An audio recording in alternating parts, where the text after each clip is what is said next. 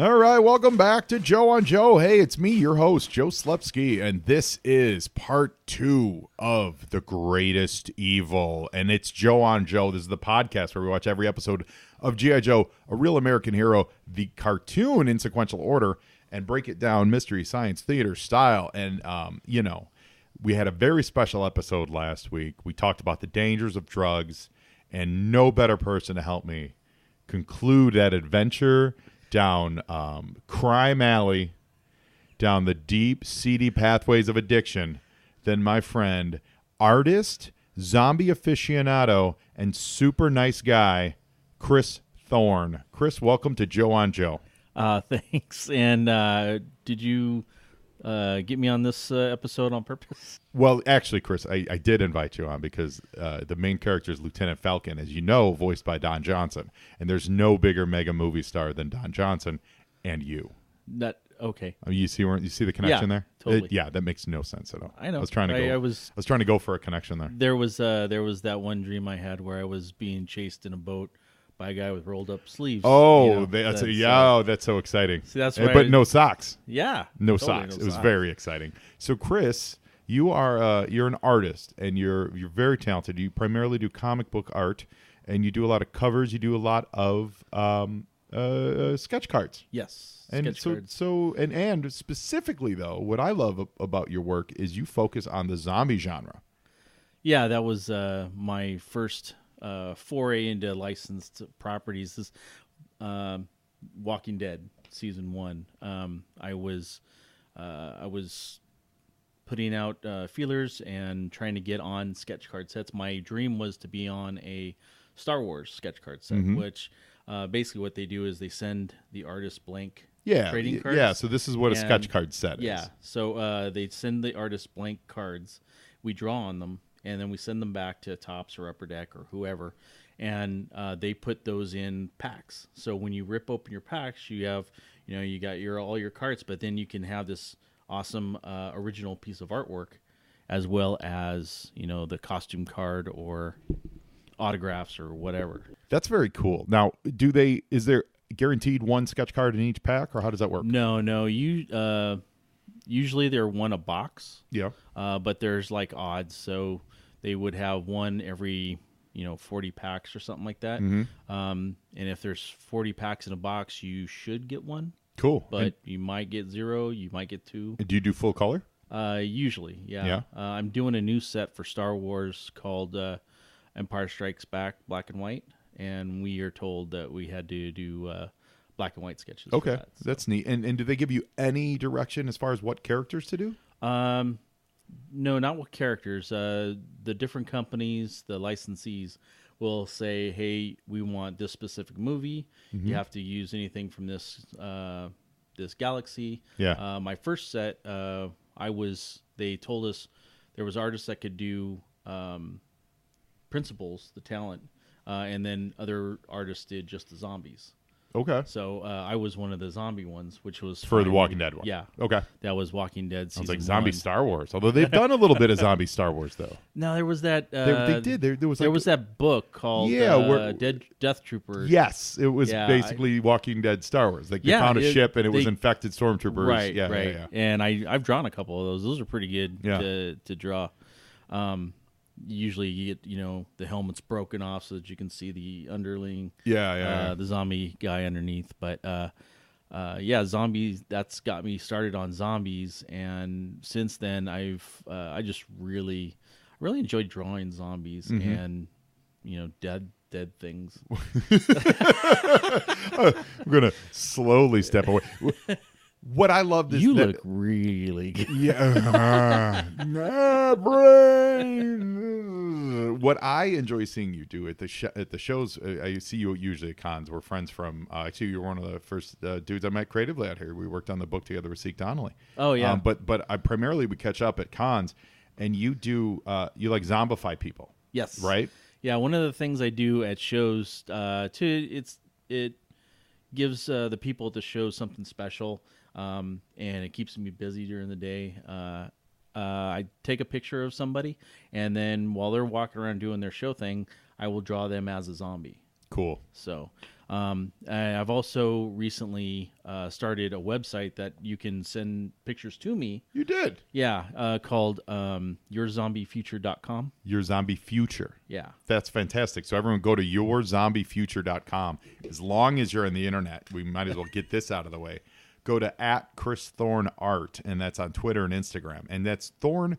It's Chris with a CH and Thorne with an E. Yes. Yes.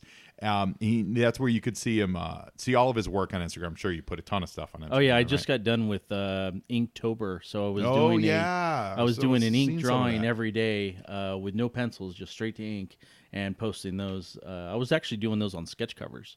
So that's really cool. Yeah, so I've got the last show I did, I had all 31 sketch covers. Awesome. You also go to Chris Thorne, again, with a CH and an E at the end of Thorne, christhorneart.info, and that's your full on website, right? Yeah, that has links to everything else, too. And check his stuff out, guys. I think you'll really dig it. And what I love about the Zombify Yourself is that makes a great present. We got Christmas right around the corner. You guys listening, I know you got fans who love zombies, who love comic books and all that stuff. Send him a picture. He'll zombify it up, and then that's under your Christmas tree or like one of your Hanukkah gifts. That's amazing. Yeah. And if you want one every day of Hanukkah, I can do one for. Oh my God, 8 crazy zombies! I think you're on. Hold on, I think you're on to something here. A new zombie for every candle that gets lit. Yeah. That's fantastic. And your wife's a talent too here in the geek world. Yes, she does a lot of cross stitch stuff. She does a lot of like geek or genre cross stitch. Right, doesn't right. She does a lot of geek themed cross stitch. Things like Star Trek, X-Files, Firefly, zombies, Walking Dead. She just released a book called Journeys in Space through Fanbase Press of cross-stitch designs Amazing. for space, which has planets and rovers and rockets and space shuttles and all kinds of stuff. That's so cool. Yeah, and she does a podcast with Fanbase Press called Fanbase Weekly. Yes, she's a host on the Fanbase Weekly, and they do a weekly podcast. They also do movie reviews and stuff. I like those guys so much. Oh, they're so fun. I think they're so cool. They're always so friendly. They're always and I just see their empire building and growing. I think it's really great. Yeah. They've released a cup. They had a graphic novel. Well, they did called, Penguins and Possums, right? Yes, which was really great. I did a cover. I did a pinup No. in issue number 7. Awesome. Which was they put out. Oh, I don't know. The Punisher. The Punisher cover of Spider-Man. Oh yeah, with the circles, the targets. Yeah. I did that with the penguin and a possum. So the penguin was the Punisher and the possum was Spider-Man. So that's in issue number 7. That's awesome. Well, shout out to them, guys. If you're not familiar with Fanbase, you should. They're pretty great. They're super friendly, and they just got their first Eisner nomination. They did. Yeah. Wow. They released a book called Quince, which is a Latina superhero. Okay. Like quinceañera kind of thing. Yeah. She turns 15, gets superpowers. Oh my gosh. And they got an Eisner nomination this last year. Good for them. It was amazing. That is amazing. That is absolutely cool. So, are you going to do more covers with them? I hope so. You should. I hope so. You should. Do you prefer working in black and white or color? I like black and white. Yeah. I've got some color issues, greens and reds, basically. No. It's not bad. I mean, I can tell the difference, but if I have different, if you show me something, I would probably color red or brown or something like that. Interesting. You know who else has that? Tim Sale. Really? Yes, and you know Tim Sale's artwork, right? So you see that stark black and he tends more towards absolutely. He even when everything's in color. Yeah, it's more like harshness, and he's I believe, and I don't think I'm speaking out of school. I believe he's colorblind. Oh, okay. I remember reading that during one of the Long Halloween press junkets. Oh man, that was a great book. Oh, it's so good, and it was discussing that, and I think maybe that's something that shines through with yours because I think your black and white stuff is super super strong. Oh, thanks. I think it's really great. You do really nice. Yeah, work. I do like grays, and but I mean. I do a lot of my sketch cards are mostly in color, unless I'm not supposed to do color, Yeah. So you've done sketch cards for Star Wars. Yeah, I just started doing Star Wars last year, which was amazing. that's like every childhood fulfillment happening. Yeah. Right? Yeah. Like, I mean, you just got paid to draw Star Wars. Yeah. That is ridiculous. Do you remember which cards? How many cards would you submit? Because they probably don't accept everything, right? Well, Or all right, maybe they do, Mr. Talent. They don't tell us which ones are rejected. Oh, okay. So, for Star Wars, I started last year, and I think I've done 6 or 7 sets. Wow. And how many cards would you submit in each set? Between 30 and 50. Whoa. So that's amazing. Yeah. That's great. So I've so done... list every single character you've drawn. Oh no. 30 to 50 times. No. Well, so what would like your one of your favorites, like with the one where you were drawing it and you said, "Holy cow, I'm actually drawing Uncle Owen and I love it," or something like that? When I've been waiting to draw Boba Fett. Yes. Right? So my first set is not a Boba Fett set. My second set is Solo. My third set is something else, and it wasn't until I got to, I think, Galaxies, Star Wars Galaxy last year, that I got to draw Boba Fett. So I got to draw. I drew 3 or 4 or 5 Boba Fetts. It was awesome. So great. Do you tend to do more headshot? Because I know with the zombie stuff, that's pretty much headshot stuff, right? Yeah. I So, mean, so for the cards, do you do headshot mostly, stuff? Or? Yeah, mostly. If the what I want to draw is more dynamic with the torso or something, I don't do a whole lot of full body stuff. Because I like drawing details. Yeah. And so faces. Well, the faces give work me- wonderful on Yeah. on those cards. You know, they're smaller. They're it's let's get into the details. Do you recall like for let's say Solo? Like, did you do Lando? Did you do Solo? Did you do Chewie? I did Was a there- couple of Landos. Did a lot of Chewies. Yeah. That was pretty awesome. I love Chewie. That's And Chewie's so great. There was, say what you will about the movie, I liked it. I'm I on did record too. saying I did like it. I wish Yeah. they'd given him Ron Howard like 6 more months to make a better movie, to make it just tight, whatever, Okay. finished, whatever, special effect, whatever it was. I feel like Yeah. they rushed it for all the changes. But having said that, I really enjoyed it.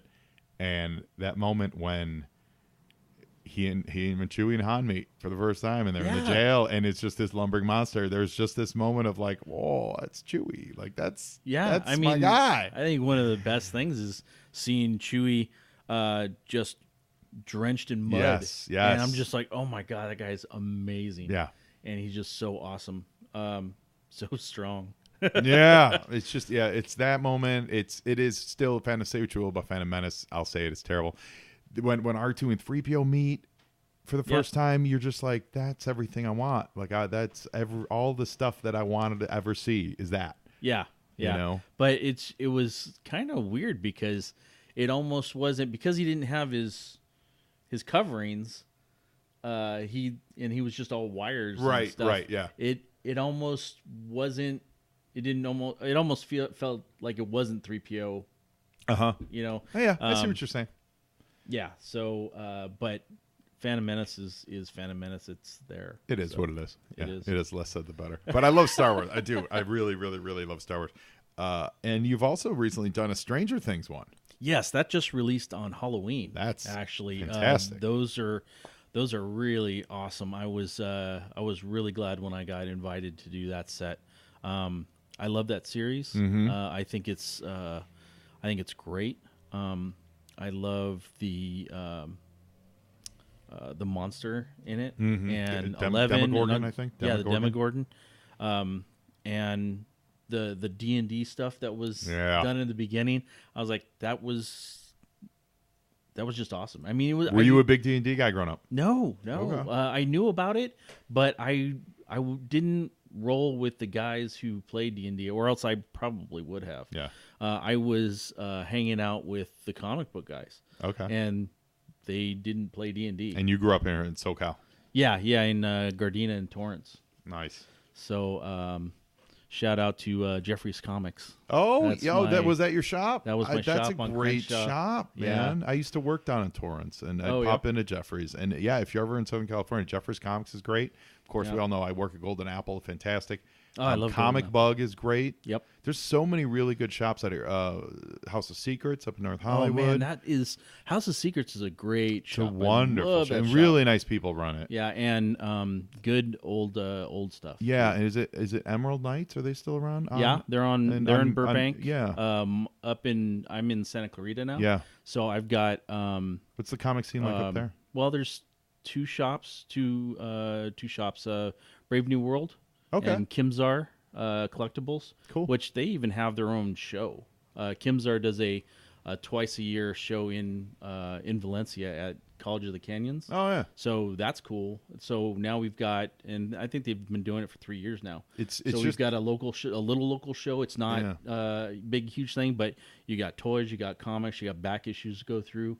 comics and sci-fi and just geek whatever. It's so robust out here. Yeah. It really is. If you're a fan of this stuff and you kind of want to be in this community, even just to literally hang out, you could do whatever you want for a living. Yeah. But just meet people. Everyone I meet out here is like, oh yeah, I'm into this, I'm into that, Yeah. I'm into that, and I'm like, that was not my experience for the first 35 years of my life. No, I mean, when I was growing up, and this is going to date me to anybody from the South Bay, there was Jeffrey's, Yeah. there was the comic vendor, and there was the comic book shop inside Old Town Mall, which was that was the comic vendor. That was just, I would go. This was around the Indiana Jones. Yeah. I remember riding my bike to Old Town Mall. Yeah. Picking up some comics, waiting for Indiana Jones to start, Oh, and then I I'd love ride it. my bike home Well, afterwards. listen, man, that's what this podcast is all about. This podcast, literally, this podcast is all about that era when you're on your bike, you're going to the shop, you're picking up your G.I. Joe comics, you're going to, you're getting your G.I. Joe figures off Toys R Us rack. Yeah. You're biking home, you're asking your parents to be taken wherever, to the mall. That's what we're talking about with this stuff. So were you into G.I. Joe back in the day? I was into G.I. Joe before there were cartoons. Ooh, And so nice. I remember good the narrow first, window. Oh, Like 82? I mean, that, yeah. yeah. Yeah, it's I like mean, right if- away. if That's like not- right away, yeah. If not earlier, because I remember my mom took me to Toys R Us, Mm-hmm. and she said, anything you want. And I was just like, my mind just melted. And so what I got was this big, huge 12-inch G.I. Joe. Oh, so you're with the talking beard. okay, so you're talking old school Yeah. G.I. Joe. All right. And there was a G.I. Joe command center. So I got that too. Yeah. So I had G.I. Joe in the command center, and he would go from upstairs to downstairs. There was a Amazing. little lift and stuff. It was just, I spent hours. That's hours of that's so cool. Do you still have No, those? no. I got, there's so much stuff from back then that I don't have anymore that I really wish I Yeah. Well, when they changed to the 3 3/4 inch, the Right. G.I. Joe Cobra stuff, were you then like? Did it throw you? Were you into it? Like, No, I because wasn't. It sounds like you were like and into no, that transition time. I was out of it by then. Okay. So when the cartoon came out, it was G.I. Joe. There was X-Men came out not too long after that. But I was not sitting home after school watching cartoons. You were anymore. running around Gardena. Yeah. I mean, I was Playing as soon BMX. I had bikes, and so I was out doing stuff. as we all should. Yeah, You know, until there's a cyclical time. Now, did you until stay? Star Wars came out on TV, Oh, and we then- bought it for $39.95, Oh my and I God. taped it. So now, when you bought it, I don't. Was on TV. It was like on demand. Well, Like, or it was satellite a, or it was a subscription service. Yeah. So you had a box on top of your TV. You turned it on or off, but it was called On TV. So it was like Yeah. a cable channel. So when you bought it, did you get to watch it once or yeah, you got to watch it once. So I so told the my $39.99 was for one viewing of Star Wars. yes And it was like in your house, everyone, you better. and so I videotaped. Did you tape it through? So because this is old school, did you tape it through the thing, or did you set up a video camera and tape No, it off the TV, like shoot my the mom- TV? Because there were times when we shot TVs because we couldn't get or figure stuff out. We'd be like, Right. well, just set up, because we had a big Yeah. old lunky camera. But like, just set up the camera and we'll record it. Yeah. We totally used to do that. No, I was my mom had bought a Betamax, Okay. so it was really good quality. Yeah, better. It was and- better than VHS. Oh yeah, it was. Yeah. just take that. We could have had Betamax. Hey, and you guys, my friends Bobby and Brian, Powell. I'll shout this out there. If anyone knows Bobby and Brian Powell, they moved to Phoenix when I was in about 5th grade. They were my neighbors in Southside Chicago. Their dad opened and ran a Beta video store in Chicago, in Southside, Chicago Ridge, Illinois, and then they moved to Phoenix to open a chain of them. And I know, right? It's heartbreaking to know the history of that. But those two were my partners in crime. Like, we did all the G.I. Joe together. We did all the Transformers, everything. They, about 5th grade is when they moved. And they moved to Phoenix, and we kept in touch for a few years. And then as life happens, I've seen them like once since high school, like in high school. And I haven't seen them for like 25 years. So we're putting this out there to the world. Speaking of Betamax, that always makes me think of Bobby and Brian Powell. And their names are so generic. Bobby, Brian Powell. You do a Google search on that, you're in trouble. Yeah, you get I get nothing. I get nothing every time I've sought them out. Google me, John Smith. Yeah, exactly. Yeah, I got another buddy from college, same thing. Name? So yes, if the airwaves reach Bobby or Brian Powell, who lived in Phoenix, Arizona, or from the south side of Chicago, dear God, reach out to me. Reach out to me, guys. I'd love to see you. I think you're fantastic. Yeah. I recorded it. Yeah. For the next 365 days, when I got home from school, I watched Star Wars. Shut up. No, you watched it every single day. Every day for an entire year. And then what? And then The Wrath of Khan came on. Oh, yeah. And I taped that.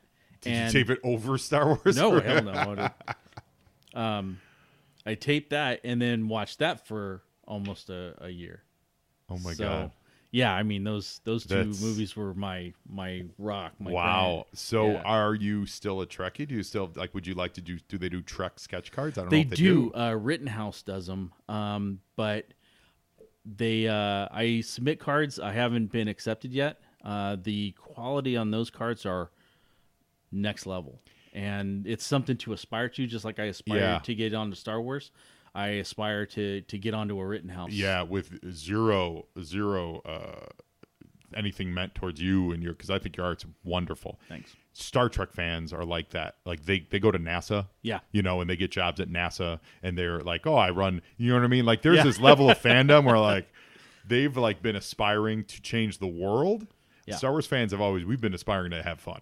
Yeah, and Star Trek fans that is such a great way to put it. Yeah, and God bless them for it. I was co-host on a Star Trek podcast for a long time.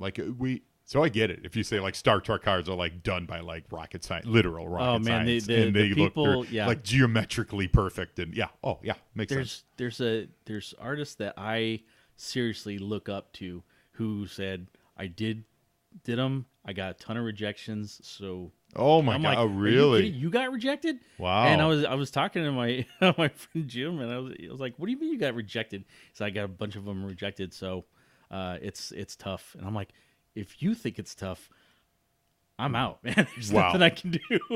Star Trek. Maybe that's why you're floundering.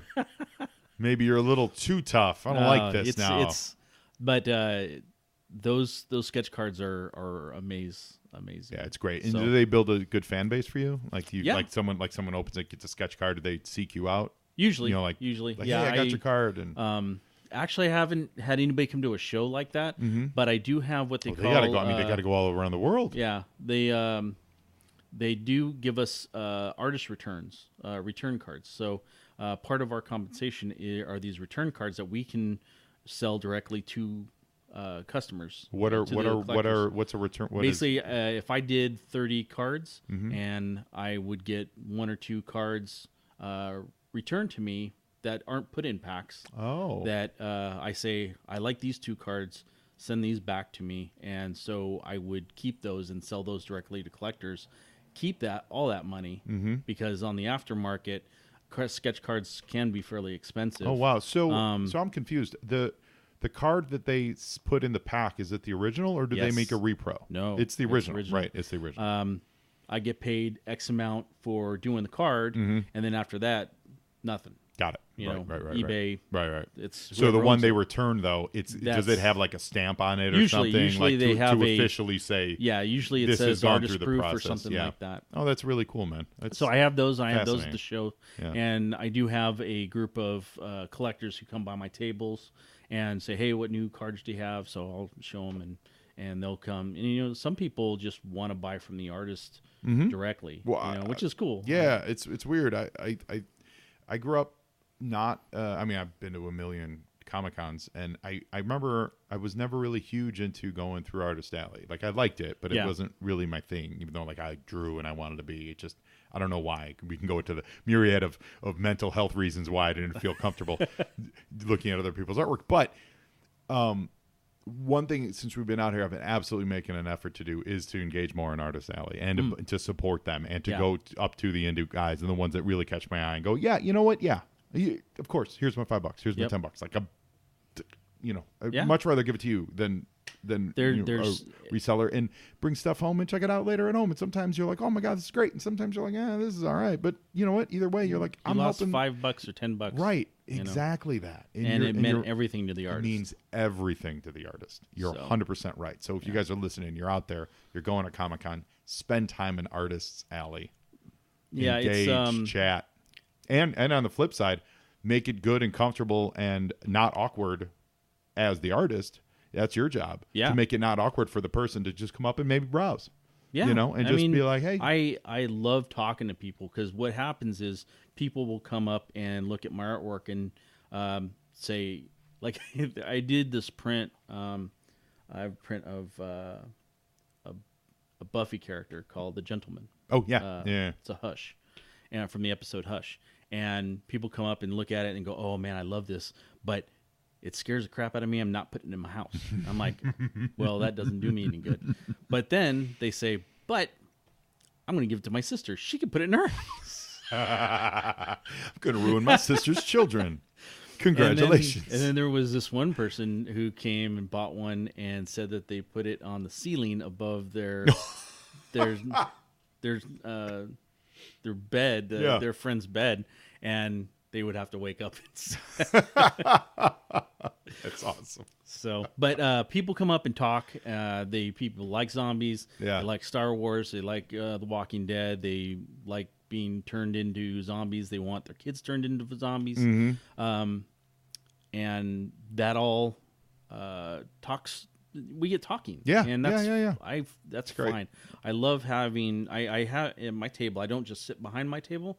I've got this podium. Mm-hmm. That I draw on, so that while I'm drawing, I can see people and interact, and all people don't just see the top of my head. And that's a very small point, but very important. Like, that's a nuance of doing what you're doing. Yeah, you're so right with that. I think people. I remember when I was going through Artist Alley, before I got back into art.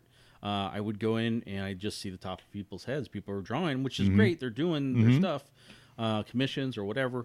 But I don't know what they look like still. Right. Comics is that weird medium, man, where I can know everything about a person's work and have both no idea what they look like, at least pre-internet. Right. Now it's much easier to find it out. But even so, you could still love everything the person does and never see a picture of them unless you seek it out. And also not have any idea how to pronounce their name. Oh my! If you think about it, some of the names in comics, because Bill Sienkiewicz. Bill Sienkiewicz. He's I was just going to say Bill. One super nice guy out here. Oh, amazing! Such a nice dude, and absolutely the hardest name in comics to say. But I was loving his work since I was a teenager, and I was like, this dude Sienkiewicz. Sienkiewicz never had the guy from the cop show never had any idea what he looked like until a few years back when he did a signing at Golden Apple. And I'm really? Like, and I'm like, dude, it just never dawned on me to seek out what he looks like and pronounce his name. Yeah, and I met him, and he was just the nicest guy, and we, hit it off. Met him at one of the Pasadena shows. It was a nothing show. Nobody was showing up. I was working for another company, and he was just sitting there at a table all by himself. And I got to talk to him for like 5-10 minutes. Such a nice dude. But then he's marketing his logo is his name phonetically spelled. And I'm just like, that's genius, because It's the hardest name in comics. It really is. I was lucky enough to do help him with a signing we did at one of the shows, and I was his table man. So I would talk to the people and make all the deals and get all the cash from, which is great if you have the opportunity to do that, because then you don't have to be awkward. You can have your the guy do it for you, and then you can just focus on what you're working on for the people. And trying to get my 12-year-old to do that. Yeah, he was so generous. When we were done, I had a Green Lantern graphic novel. I wanted the Last Will and Testament of Hal Jordan that he did with Brent Anderson. Right. And I just wanted a signature on it. And he's like, "Oh, okay, hold on, give me a second." 20 minutes later, he does a full Hal Jordan sketch on the inside cover. I'm like, that's, and he's just like, "Thank you, you totally hooked me up." Like, he was just the nicest guy. Yeah. So, but yes, so comics is that weird medium where you have no idea how to pronounce someone's name. So building those rapport and building that rapport and building just the connection with the fans, it's great. Yeah. It's a really unique medium, and I love it so much. And you're talking about zombies, you're talking about people walking around like, drawing zombies. We're talking about drug zombies today, Chris. Yes. So are you ready? Yes. To watch the G.I. Joe fight the drug war? Yeah, because I know that drugs aren't good for anyone. Well, illegal drugs aren't good for anyone. That's what I was. Because pharmaceutical drugs can help cure a lot of people. They cure diseases. But they're not taking pharmaceutical. No. Lieutenant Falcon is into Spark. Yes. Yeah. It is the G.I. Joe version of cocaine. So with that, we're gonna watch it, guys. All right. So remember. Actually, before we do that, we're gonna hear from our sponsor. Sounds good. You know our sponsor, Omar Spahi. Oh yeah, absolutely. Yeah, Omar Spahi and Dreamer Comics Podcast. Joe and Joe listeners know that I love comic books, G.I. Joe, pop culture, and my wife and dogs are pretty great too. I also love learning how people get to where they're at and where they're going. All of that comes together over at the Dreamer Comics Podcast, except for my family stuff. That'd be really weird. Omar Spahi interviews someone from the comic industry every episode, and they break down the journey that creator took to get from reading comics to creating them. Comic luminaries like Jim Valentino, Ross Ritchie, Kyle Higgins, and so many more can be found at DreamerComicsPodcast.com or find them anywhere you get your podcasts. Everyone has a dream. Learn how to make yours a reality.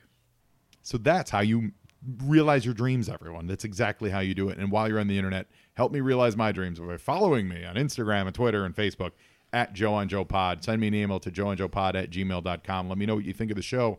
If you ever want to be a guest. And remember to go to Patreon, patreon.com/JoeandJoePod, and help support the show. Every little bit counts. So, all right, we're watching Season 2, Disc 2, Greatest Evil Part 2. I feel like Two-Face right now. Going to flip a coin and decide to kill you, Chris Thorne. That was awkward. Yeah. Go. So like all good two-parters, we're going to start with a previously on. So let's listen in. Duke discovered that his half-brother Falcon had a problem with drugs. And even though Falcon entered a treatment program, Duke kicked him I just love Duke opening the door and knocking him over. Don't be a jerk. Drug abuse aside, you got to hit your brother with the door? My half-brother, because my dad got busy. He was half-brother. Things don't look good for Falcon, Cindy, or the combined Joe Cobra attack force either. And no one hits anything. I love it.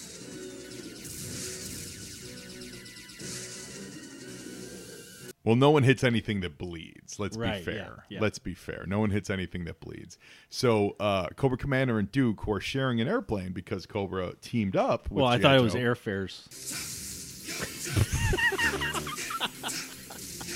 Terrible. They're getting knocked out of the sky by a missile.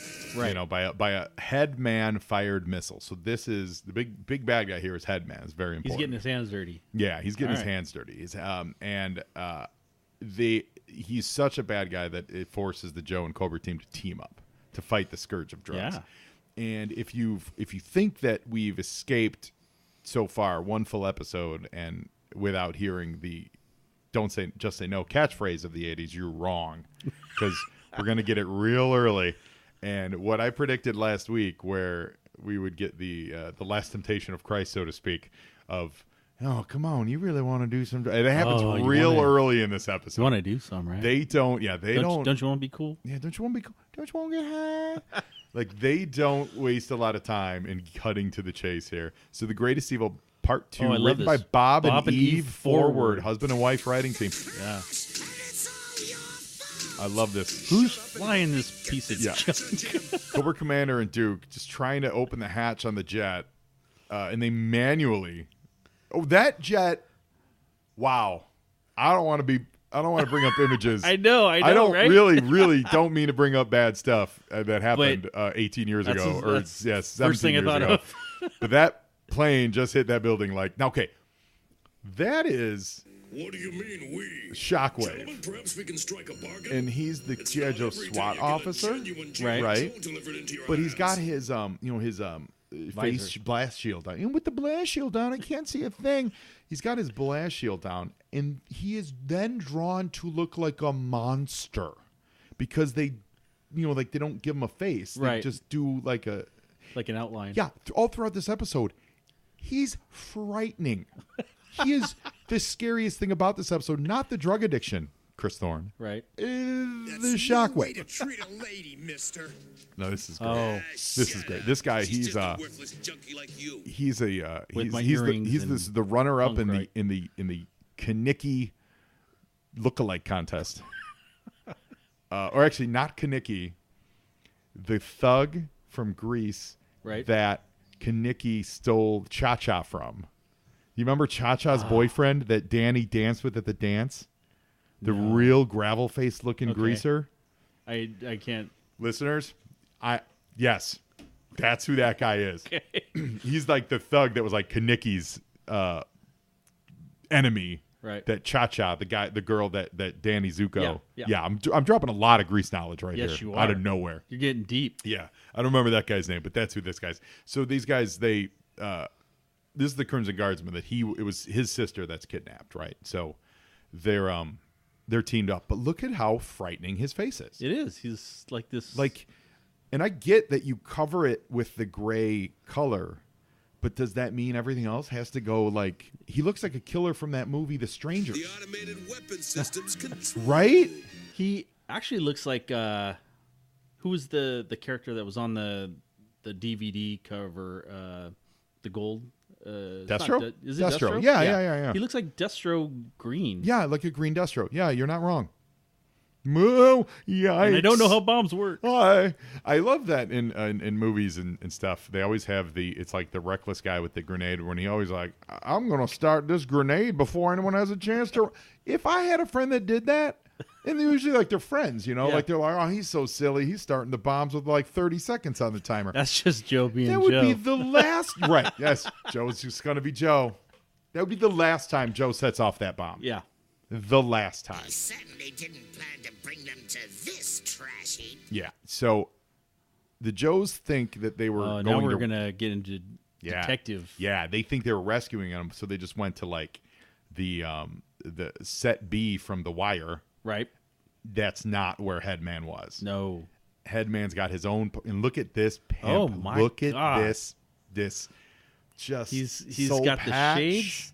He got the soul patch and the ponytail and the cane. He's got the cane. He's Oh got yeah. the cane and Oh, a and a cape. and got a cape?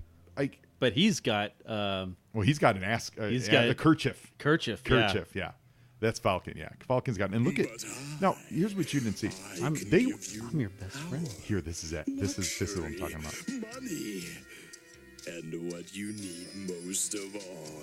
I got what you Take it. You got that spark. You got that hot spark, don't you? If you join Look at that. I my love the way they team, draw his eyes you can just take below, all you like just want, above the glasses. anytime. Oh, What get do your you spark. say? Get it. And Take all it, you Falcon. have, What do I all you have to say? do, is meet my Here it is. friends. Oh. I just say no, you disgusting piece of slime. Yeah! Oh my God, Nancy Reagan is spinning over in her grave right now in joy. Going. Nancy Reagan's Yes. like, it finally sunk. It finally took. Something came from my really harmful anti-drug policy that didn't fight the problem, just delayed and submerged the issues, resulting in the current opioid crisis that we have today. Yay! Hey. The name's Mutt, Snake Lady, and I'm not And now your servant. these guys are also they're part of the drug elimination force. It's a sub team of the Joe team. The toys were into doing sub teams at the time. Okay. I believe last issue or last episode, I kept calling it the Drug Enforcement Force, which is weird because like that's just them enforcing drugs. Like we're okay with them. You have to buy them. Yeah. Or as long as they're bought legally, we're just going to enforce, make sure the rules are followed. No, it's the elimination force, the Drug Elimination Force. So I apologize, listeners, for I caught it during my post-show record, Right, and so okay. it's mentioned, but I need to be clear. But they did repaints of all these characters, or rebuilt. Some of them were repaints, some of them were full different costumes, but they were same characters. So that's Mutt. You remember Mutt in Junkyard, the dog handler? Do you remember him at all from G.I. Joe? Like the original one? No. Okay, but that's Mutt. So the part of the Drug Elimination Force. The only new guy was We're tracing your transmission Bulletproof, now. and he was featured in the last episode. Okay. Have you found the And this is them prisoners trying to yet? sell these things. You But- know, so they're going to feature them. So you find me like, oh, I really like to stop drugs, Dad. I need to go buy this Drug Elimination Force figure. Yeah, I want to be part of the Yeah. drug elimination. I love the Headman, Dad. Can you buy me the drug? I need- What? He's got the spark. So you're a parent of a 12-year-old. Yes. If he came up to you and was like, I want to buy some G.I. Joe toys, you'd be like, all right, great. Yeah, sure, right? So we're going to go to commercial and get the answer to this. That's Bulletproof. Today's file card is on the evil drug kingpin codenamed Headman. The Headman started out mugging old ladies for their Social Security checks, moved on to robbing convenience stores, then learned the ropes about drug dealing while serving time in the state penitentiary. A hardened criminal if there ever was one, Headman wouldn't think twice about annihilating anything or anyone who gets in his way. Nothing is sacred to him, nothing. A truly evil villain with fixation on order and control, he created a drug empire based on paramilitary standards with strict discipline and a rigid chain of command. The result was an organization that quickly devoured its competition and now threatens to spread its addictive poison throughout the entire world. Quote, I am above the law. I rule this block. I rule this city. Now, this is a classified official communique from the G.I. Joe headquarters by order of Bulletproof, the Drug Elimination Force leader. Quote, because the Headman is capable of invading all sectors of G.I. Joe territory undetected, it is important for you and your troops to recognize signs of infiltration by this evil drug lord. After taking the Headman's drugs, victims are unable to perform even the easiest tasks, such as tying their shoelaces. Remember to alert the nearest authorities when you spot suspicious activity. Now, in the interest of keeping civilians informed, all enlisted personnel are directed to tell their friends and family about the importance of avoiding drugs. G.I. Joe is proud to be a member of the Partnership for a Drug-Free America, because remember, real American heroes don't do drugs. The Headman, drug kingpin. Oh boy, guys, he is here and he is fantastic. He is so ridiculous looking. So he's wearing a suit, like a three-piece, like double-breasted kind of suit thing, but it's still got the form of a jumpsuit, like any other G.I. Joe guy. So it doesn't hang like a suit. It just looks like he's got these weird prison stripes all over the top of his body. Gold-tipped, gold-lamed everything with a Zorro mask. They gave him his ponytail, which is great. He's got the mustache, the goatee with the soul patch goatee. Everything about Headman is fantastic. He's got a gold rifle, gold missile launcher. I wish I had a Headman. I don't know that I would have let my children play with a Headman just based on, hey, here's a toy that's a drug dealer. Everything about Headman is stupidly awesome. So Headman, the drug kingpin, you're not Cobra, not G.I. Joe, but you're all right with me. We salute you. So if he came up to you and was like, I want to buy a G.I. Joe toy, and you were like, all right, let's see our choices. And he came to you and was like, here's Snake Eyes. Here's the Cobra Commander. And here's a guy who's a drug dealer. Where we can pull this evil up by the roots as well. Cobra Commander's fine. Right? And then he'd be like, oh, wait, I forgot. I already have Cobra Commander. I got 3 of him. The only one I don't have Is the drug dealer. is the drug dealer. Would you buy your son a drug dealer toy? I don't think so. Clearly stating that he's a bad guy. Yeah, but what does that say about everything? Because Cobra Commander kills people, wants to overthrow the America. True. And that's fine. Right. But not the drug dealer. You're not wrong. I think maybe it's the danger that's in your backyard. Yeah. Versus at the time, it's certainly not the case today, but at the time, terrorism, quote unquote terrorism, was a far off thing. Yeah. So a guy who runs a whole organization of, quote, terrorists is not a thing that would enter your everyday life. So it's Right, okay because to... you have to have a bad guy. Yeah. But the drug dealer could be the kid on the corner. It could be his older brother. Yeah. How many guys do you think brought home a head man who were like, 10-year-olds, right? They're like, oh, it's my drug dealer, he's a bad guy. And their 17-year-old brother who is selling weed Just is a like, little longer. We gotta hold out until he's not all bad. I mean, let's reassess this. I mean, do you mind if I play with you? Okay, yeah. So the head man's like, hey guys, I tell you, first one's free.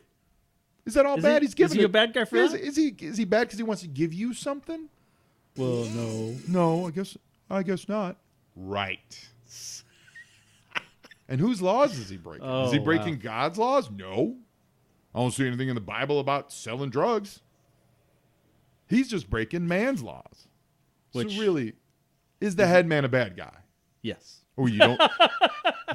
You're saying you don't like him because he wears a cape? No. You bigoted against people in capes? You don't like Lando Calrissian? Stop it, Joey. I don't like you Okay, anymore. I'm just saying. I'm gonna go hang out at the park for a few hours. I'll be back with dinner money, if you know what I'm saying. And yeah. I don't know where my brother goes, but Yeah. he's cool. This is a massive compound for a drug dealer. Look at Yeah. what the Joes are assaulting. his markup must be astronomical. Yes, I love this. That every vehicle has it. In all great team ups, every vehicle has a Joe and a Cobra, Yeah. Like you always have to, you never trust it. Right. It's never a team up where all right, Legion of Doom, you guys take your car. Yeah, we'll meet you there. Yeah, Justice League, we'll drive in our Batmobile and we'll meet you there. It's always, okay, Robin, you go with Joker. Don't let him kill you. Because And I'll go with we Harley. got to keep an eye on him. Yeah, exactly. Like there's always has to be the intermingling. Take orders from no Joe, but all the ammo in there. And so makes it's a neat to really see. I was just actually flipping through the Justice League Avengers crossover. Uh-huh. By nature of your artwork, you do a lot of crossover stuff with zombies and Star Wars. Zombies and whatever. Is there like a big crossover that you absolutely loved with the comics or movies or something like that, or one even that you'd want to see? No, the X-Men and Teen Titans. That Was that blew my mind when that came out. Walter Simonson, baby. Yeah. Absolutely Phoenix great. on the cover. I got a was copy like, of it right over there. Oh, We'll talk about it after the show. Yeah, right? It's amazing, isn't it? yeah. It's so good. So is the dog a Joe or is it? Yes. So Mutt is the guy, and the got it. dog is Junkyard. And that's why he's yes, Mutt. yeah, and he's always very sensitive, and I like that they don't use him a ton on this season of the show, but right there, he's very sensitive that he's Mutt, not the dog. Oh, yeah. Because someone would be like, "Get this Mutt out of here." They made that joke a million times. Get this Mutt out of here, and he'll be like, "Hey, I'm Mutt. He's Junkyard. You got a problem with it? Yeah, His name is Junkyard. Here it is. My name is Mutt. It's exactly it. It's exactly it. It's so great. So great. And he's still got the blast shield on, But- and it makes him look like a serial killer. Yeah. But Mutt gets to hang out with Baroness. Ain't nothing wrong with that. No. And Destro ain't around Like, to you just see the Joes all crimp your sitting around. style. Okay, all right. Draw straws. Yeah. Who doesn't get to go with Yeah. Meanwhile, though, she's straight up psycho, so she might just stab you in the face. Right in the face. Yeah, but when I was that old, didn't matter. No. Well, what's funny about that is that for me, my first real exposure to her was through the comic book, because in the early issues of the comic specifically, they drew her as being quote unquote ugly. Oh, and really? not being attractive. Yeah, like that was Oh. a thing. Like they purposely made a point of saying she wasn't pretty. And then in the mid-teens, we covered this on Joe and Joe Illustrated. Around the mid-teens, she got in a horrible his tank accident, and she had to have full-on reconstructive surgery, and they redesigned her. And now all of a sudden, she was pretty, and she was a fox. Not in her early days. Like she had a mole, and she was very harsh. So, wow. So psychologically, is she still ugly in her head? Maybe, but she was always ugly in my head, and I'm not even I'm not kidding you about that. I'm not at all kidding. In my head, when the first few years when like the cosplay stuff started, like Yeah. mid 90s, and people started doing like Baroness cosplay or whatever, Uh-huh. I literally was, even in real life, like, oh, that's Baroness. She's not attractive. because it was burned in my head that the Baroness was not an attractive person. Right. Because she character was not attractive when I first read her. Wow. Forgetting that's powerful. that they did make a point of saying, "Oh, she's beautiful now and gorgeous." It was just burned in my head. Yeah, isn't that weird? And now, of course, obviously, if there's he's very calm for his compound being blown up. yeah. Well, did you see all the weaponry and stuff? Oh, come on! You're not going to partake of your own he's stuff. he's gonna get high in his own supply. That's the number one rule. Did we learn nothing? Do we learn? How nothing? did he get here doing that? I know. I do love that this, although Don Johnson's not the voice of Falcon on this, but it's a Don Johnson character who's the focal point of this episode. Right? Yeah. Can never catch me, fools. Yeah, he is. Wait till you see what happens to him here. Like, he's such a cretin. He is so high. Like, wait, Who saw that coming? Who's it? Where did he go? Who's it was a huh? He has an escape route. I'll say this though, G.I. Joe. If the guy's got the money to fund this operation on drugs alone, I think we have a systemic problem. Yeah. It's bigger than one dude who supplies the drugs. It is a societal issue with drugs. Look at those vats. Yeah, that's like, It's like he's well, what it looks like he's drilling for the Sankara stones. yeah. That's really kind of what I'm seeing there. I'm seeing a bunch of thuggy children banging away at rocks looking for the stones. But my drugs to stand by me. oh my god! Are those So he's gonna. it's like gold bricks. Yeah, he is so beaked out. Look at like his yellow irises. Yeah. And he's gonna hose them with a lethal overdose of spark. I mean, that is what we call. So we have gravity breaks. That's like a drug break. Hey, listeners, if you're anything like me, all apologies to your family. I'm just kidding. It's likely that they made you this way. No, I'm talking about that I'm always looking for more G.I. Joe content, and I think I found it. Stop what you're doing. Okay, don't stop listening to this podcast. Okay, you multitask and go to Facebook/Special Mission Force. Brian Wilkins is curating all kinds of wonderful, nostalgic G.I. Joe content, including new pics from his fantastic Instagram page at Special Mission Force. On his Instagram, he's taking photos of Joes out in the wild, in the real world, doing stuff. For me, the two things that stand out the most are his variety of characters that he takes pictures of and like the depth of field in these pictures. It's just a wonderful job of directing focus for you. I think you really will enjoy his work. So like him on Facebook, follow him on Instagram and Twitter, and get ready for his website, specialmissionforce.com. He's a name to watch in the G.I. Joe game, so get on board now. Now back to the show. This is like the first G.I. Joe it's a narcotic break. Better than drug break. It's a narcotic break. Gravity breaks are when you go to the commercial break and the guy's falling from something. Oh, yeah. And it's like, I'm The going to cliffhangers. die. Yeah. cliffhangers. But specifically, like the enemy there is gravity. This enemy, narcotics. That's a narcotic break. You saved him. He is so he didn't- crazed. He's blue. Well, he's turning purple. Like he's doing too much spark, you know? Well, That's that was what's a big happening. box. It's an overdose. Oh my god, this is crazy town. Like, look at everything about him is either super healthy or super unhealthy. no. Oh my gosh, he is getting.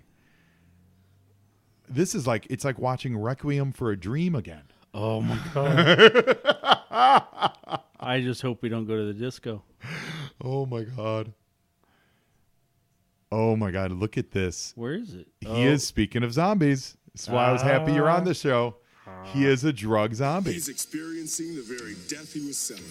Look at him. I mean, this is nuts. How is that not getting no? Oh, there we go. Yeah, it's starting to filter out. The rest of the crew is like, it's like when the cops burn a whole field of marijuana, and everyone in town's like, "Oh, it's terrible." Yeah, yeah. So of course the true Drugs sense. are over. Of course the true sense.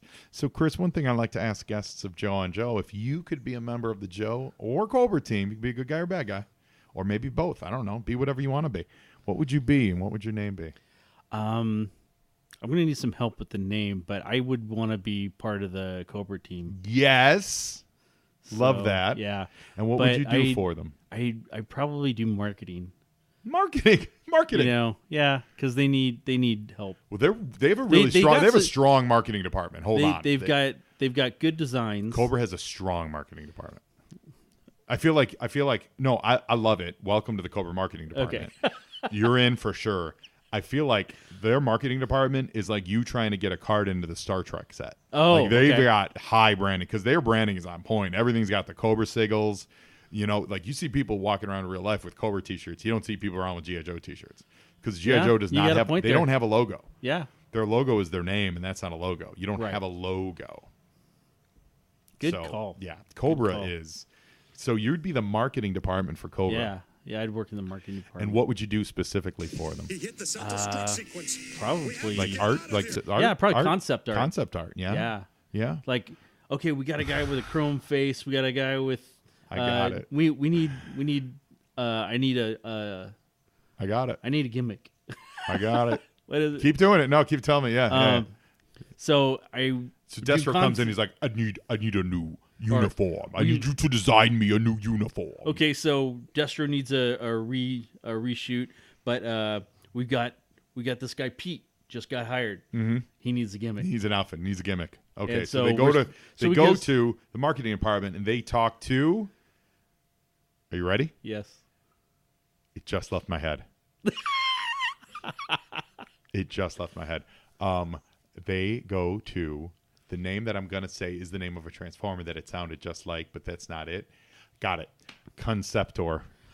Yes, I love it. Like Conceptor, the concept. yeah, I 'cause was that's thinking, what I would do. I was the thinking concept Perceptor artist. from Transformers. Like, Yeah. no, that's not Perceptor. Conceptor. You're Conceptor. All right. The Cobra marketing official. I like it. I like it a lot. Conceptor, welcome to the Joe and Joe team. And we still need medical help to start us on the road to recovery. So here we go. I like this. Look Whoa. at all that money. Look at. What? Wait.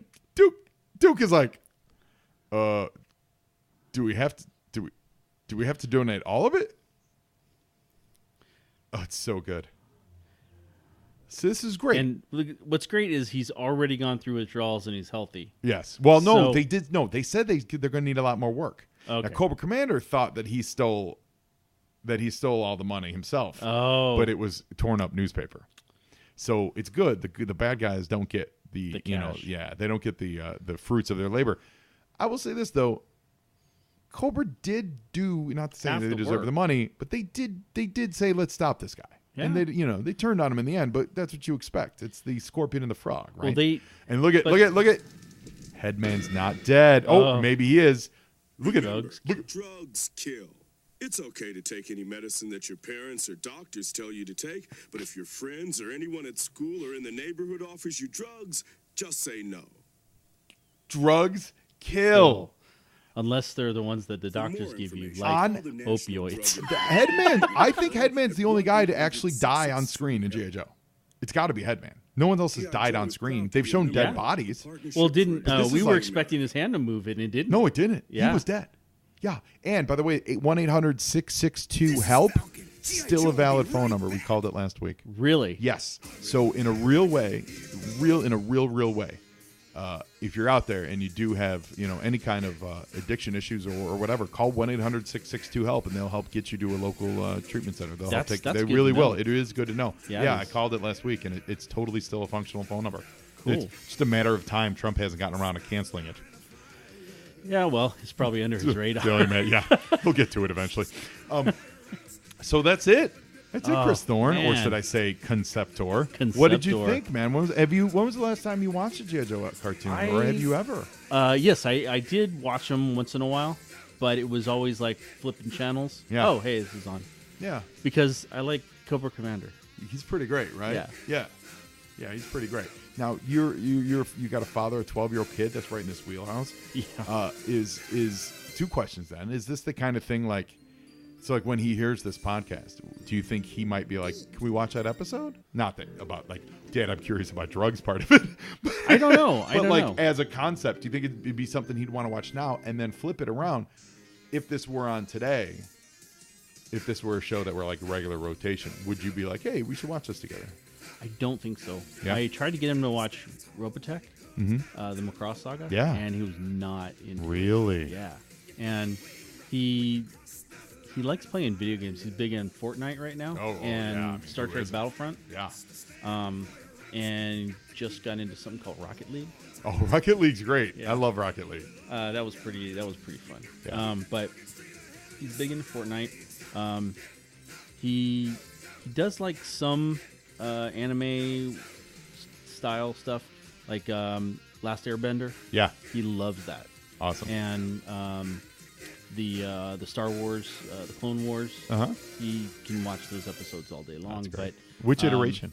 The like the long running one or the the long running one. Yeah, I can't pronounce his name. Yeah, the first one I The really liked. Samurai Jack one. Yeah, Yeah. Samurai Jack That's so one. cool. I love that one. Well, But it was tough for him to. I don't think he ever saw that one. Yeah. I mean, it was only like 15-minute episodes. It wasn't meant. You can get for on like, YouTube for yeah. like 2 hours. Totally. Yeah. Well, Watch the whole Chris, thing. I am so happy to finally have you on the show. Oh, Every man, time I'm I so see glad your to be shows, I'm like, here. I get you on. Get one. We got to hang out. So that's Yes. cool.